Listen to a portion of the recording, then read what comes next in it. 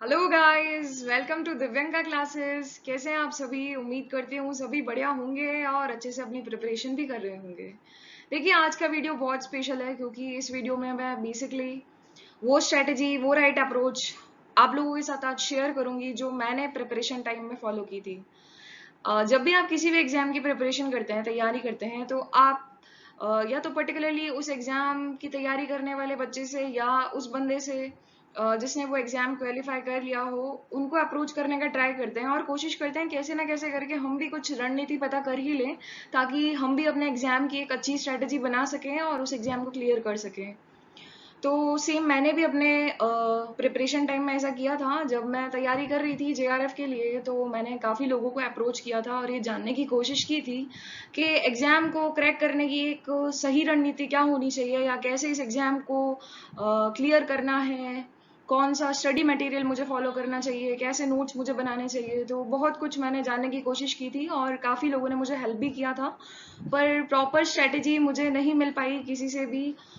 मैं कह सकती हूँ कि स्ट्रेटेजी आपको खुद को ही बनानी पड़ती है, क्योंकि आपका स्केड्यूल आप खुद डिसाइड करते हैं। अब सपोज मैं अपना स्केड्यूल आप लोगों के साथ आज शेयर करूंगी, आप उसी सेम स्केड्यूल को जरूरी नहीं है फॉलो करूं, आप थोड़े बहुत वेरिएशंस ला सकते हो। आपको सुबह पढ़ना अच्छा लगता है, या फिर हो सकता है कि आप दोपहर में सोते नहीं हो, पढ़ाई करते हो, तो ऐसे कुछ कुछ वेरिएशंस हमको देखने को मिल सकते हैं। बाकी एक राइट अप्रोच जो होती है किसी भी एग्जाम की प्रिपरेशन के समय, उसको जानना बहुत ज़रूरी है। क्योंकि अगर आप सीरियस हैं उस एग्ज़ाम को लेकर और आप चाहते हैं कि मेरा एग्ज़ाम जो है वो फर्स्ट टाइम में क्लियर हो जाए, तो एक सही स्ट्रेटेजी हमको पता होनी चाहिए। देखिए, मैंने अपना जो नेट है वो फर्स्ट टाइम ही दिया था और नेट के साथ ही मेरा जेआरएफ क्वालिफाई हो गया था। बेसिकली मेरा गोल जेआरएफ को निकालना था। नेट पर मेरा बिल्कुल भी फोकस नहीं था, क्योंकि मैंने लोगों से ऐसा सुना था कि फर्स्ट अटेम्प्ट में तो नेट ही क्लियर नहीं होता, जेआरएफ तो बहुत बड़ी बात है।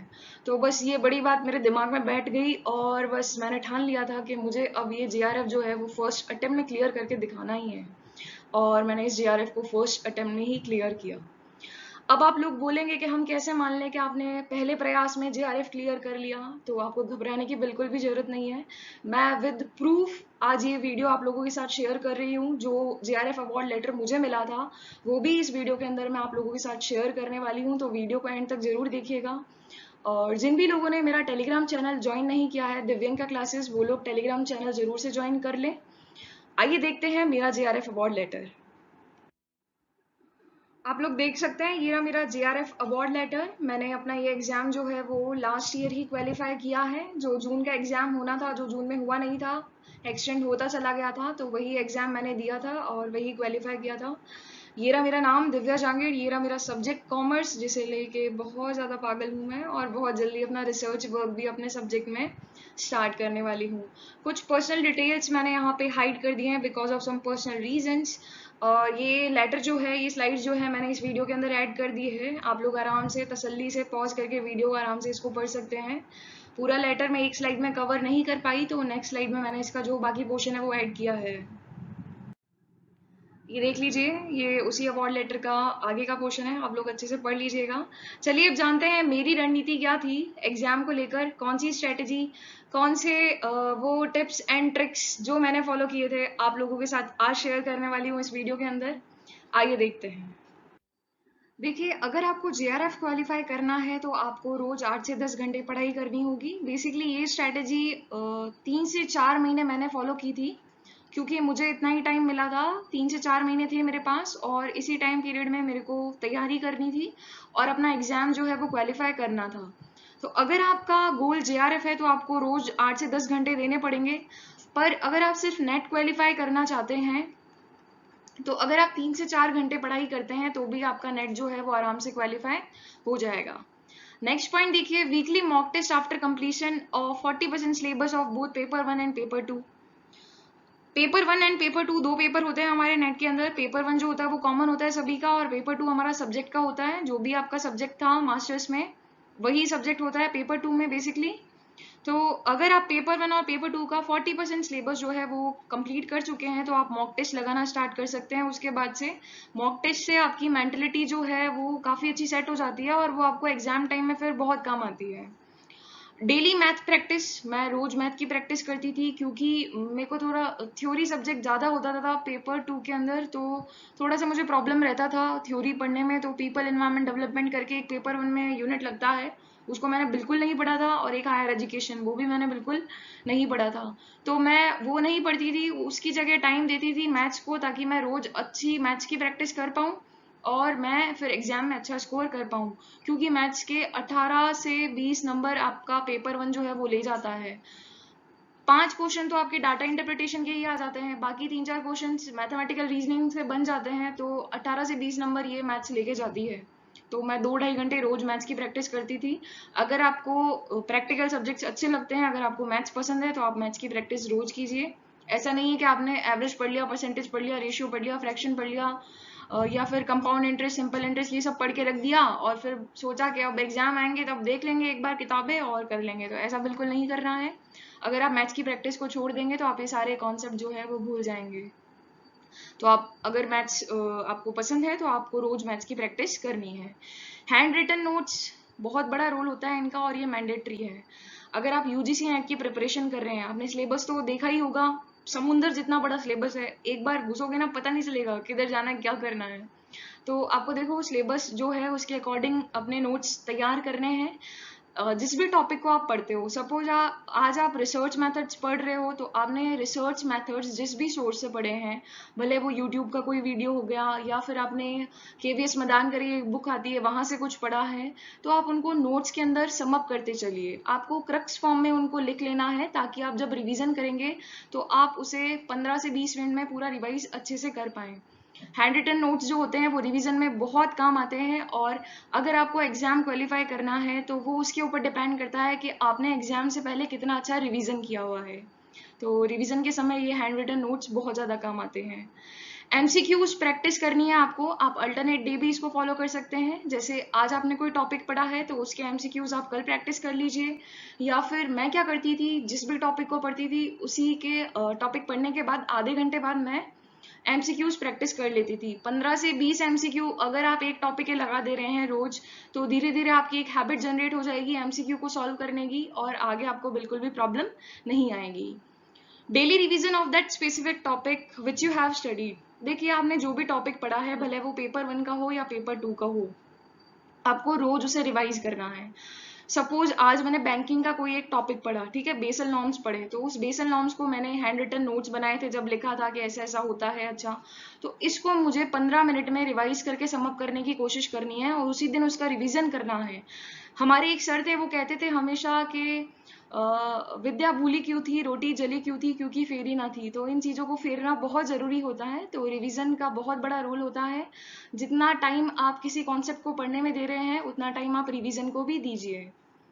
संडे को मैं बेसिकली क्या करती थी, revision of that particular subject और topic which you have studied from Monday to Saturday. Monday से सैटरडे तक आपने पेपर 1 और पेपर 2 में जो भी पढ़ा है, मैं बेसिकली यही करती थी। संडे को मैं पूरा रिवीजन कर डालती थी। जैसे मैंने रिसर्च पढ़ी है, ठीक है, मंडे से सैटरडे, तो मुझे संडे को बस 4-5 घंटे उस रिसर्च को देना है, और जो भी नोट्स मैंने बनाए हैं या कोई भी टॉपिक छूट गया है वो मैं गूगल कर लेती थी और उसको अच्छे से पढ़ लेती थी और रिवाइज कर लेती थी। ऐसा ही मैं पेपर 2 के साथ करती थी। उसको भी संडे को मैं पूरा 6 से 7 घंटे में समअप करने की कोशिश करती थी और रिवीजन कर डालती थी, ठीक है। तो ऐसा कोई कंपल्सरी नहीं है कि आपको भी सेम ही स्ट्रेटेजी फॉलो करनी है। मैं अपनी स्ट्रेटेजी आप लोगों के साथ शेयर कर रही हूँ कि बेसिकली मैंने क्या किया था। नो अर्ली मॉर्निंग स्टडीज, ये सुबह उठ के पढ़ाई करने वाले बच्चों के लिए है, बेसिकली सॉरी उनके लिए नहीं है, ये उन बच्चों के लिए जो ऐसा सोचते हैं कि अगर वो सुबह उठ के पढ़ पाएंगे तो ही एग्जाम क्रैक कर पाएंगे। आपने घर में मम्मी पापा से सुना होगा कि यार सुबह उठ के पढ़ा करो बेटा, सुबह उठ के पढ़ने से जो आपको चीज़ें जल्दी याद होती है, या फिर आप एग्जाम में बढ़िया परफॉर्म कर पाएंगे, आपका एग्जाम पक्का ही बिल्कुल निश्चित रूप से क्लियर होगा ही होगा। तो ऐसा कुछ भी नहीं है भैया, कुछ भी नहीं है ऐसा। मैं एक ऐसी बंदी हूँ, एक ऐसी एवरेज स्टूडेंट हूँ जो सुबह आराम से 6-6:30 बजे उठती थी और उसके बाद ही अपनी पढ़ाई स्टार्ट करती थी। तो ये अगर आपके मन में ऐसा कोई मिथ है कि सुबह 4 बजे उठने से या 3 बजे उठने से अच्छी पढ़ाई होती है या उसी टाइम पढ़ने से एग्जाम क्रैक होता है, तो ऐसा कुछ भी नहीं है। ये ऐसे ही एवं लोग बकवास करते रहते हैं, तो इनके ऊपर ध्यान नहीं देना है। मैं ऐसा मानती हूँ कि जब आपका मूड होगा, जब आप प्रिपेयर होंगे, कि आपका माइंड जब प्रिपेयर होगा कि हाँ मुझे ये चीज़ पढ़नी है और अभी मेरा मन है पढ़ने का, आप तभी पढ़ाई कर सकते हैं। मैंने भी बहुत सारे वीडियोस देखे थे और बहुत कोशिश की थी कि मैं यार सुबह 3 बजे उठूँ, 4 बजे उठूँ और अपनी पढ़ाई स्टार्ट करूँ। और जिस दिन मैं ऐसा करती थी वो मेरा दिन पूरा वेस्ट चला जाता था, मैं आगे कुछ भी नहीं कर पाती थी, क्योंकि मेरे को हैबिट नहीं थी। तो ऐसा नहीं है कि अगर आप सुबह उठ के पढ़ेंगे तो ये आपका एग्जाम जो है वो क्रैक होगा, तो इस मिथ को एकदम से निकाल दीजिएगा। अब ऐसा भी मत कीजिएगा कि अगर आप सुबह उठ के पढ़ रहे हैं तो आप सुबह उठना आपने बंद कर दिया और आप रात को स्टडी करना स्टार्ट कर दिए, ऐसा बिल्कुल मत कीजिएगा। ये अपने अपनी हैबिट होती है। सुबह रात जिस भी टाइम आपको पढ़ाई करना पसंद है या आपसे पढ़ाई होती है, बस उसी टाइम पढ़िए, कैसे भी करके आपको बस पढ़ाई करनी है। सेल्फ कॉन्फिडेंस बहुत ज़रूरी होता है, अपने आप पर पूरा विश्वास होना चाहिए और अपने ऊपर भी पूरा विश्वास होना चाहिए कि आप इस एग्ज़ाम को क्वालिफाई कर सकते हैं, क्योंकि ये ऐसी कोई रॉकेट साइंस नहीं है। कंसिस्टेंसी बिल्कुल ज़रूरी है, आपको कंसिस्टेंट रहना पड़ेगा। अगर आज आपने 4 घंटे पढ़ाई की है तो कल भी आपको 4 घंटे पढ़ना ही है, और कोशिश कीजिए कि ये टाइम पीरियड जो है वो दिनों दिन इंक्रीज होता चला जाए, इसको कम नहीं करना है, इसको बढ़ाना ही है, कुछ एड ऑन ही करना है हमको। डिसिप्लिन, मेरे लिए डिसिप्लिन बहुत ज़रूरी है। फर्स्ट प्रायोरिटी रहती है मेरी डिसिप्लिन, मेरे को चीज़ें एकदम प्रॉपर मैनर में चाहिए होती है, क्योंकि मैं एक एनसीसी कैडेट रही हूँ, तो डिसिप्लिन मेरे लिए बहुत इंपॉर्टेंट है। तो चीज़ें जितनी ज़्यादा सॉर्टेड होती है उतना ईजी होता है हमारा उनके साथ काम करना। तो जिस भी जगह आप पढ़ रहे हैं, जो भी इन्वायरमेंट है आपके पढ़ने का, उसे बेसिकली पढ़ने का ही इन्वायरमेंट रखिए। वहाँ पर ऐसा नहीं आप सो रहे हैं वहीं पर खा रहे हैं, या वहीं पे कुछ ऐसा कोई भी एक्टिविटीज़ कर रहे हैं, तो ऐसा बिल्कुल नहीं होना चाहिए। आपको डिसिप्लिन रहना है, समय पर उठना है, समय पर पढ़ाई करनी है, अच्छा खाना है, घूमना है, वॉक करनी है, जो भी है सब डिसिप्लिन के साथ आपको फॉलो करना पड़ेगा। फैमिली सपोर्ट बहुत इंपॉर्टेंट होता है, आपकी फैमिली आपको सपोर्ट कर रही है या नहीं कर रही। तो अगर आपकी फैमिली आपको सपोर्ट कर रही है तो बहुत अच्छा इन्वायरमेंट हमको मिलता है और हम अच्छे से प्रिपरेशन कर पाते हैं। जुनून जुनून होना बहुत ज़रूरी है। अगर आप किसी भी चीज़ को पाना चाहते हैं तो उस चीज़ के लिए पागलपन होना बहुत ज़रूरी है। तो मेरा जुनून इस हद तक था कि मुझे सोते उठते जागते बैठते सिर्फ और सिर्फ जेआरएफ दिखता था, कि बस ये जेआरएफ मुझे लेना है, ये क्या कौन सी बला का नाम है जेआरएफ, मैं इसे लेकर ही दम लूंगी। तो जुनून होना बहुत ज़रूरी है, ठीक है।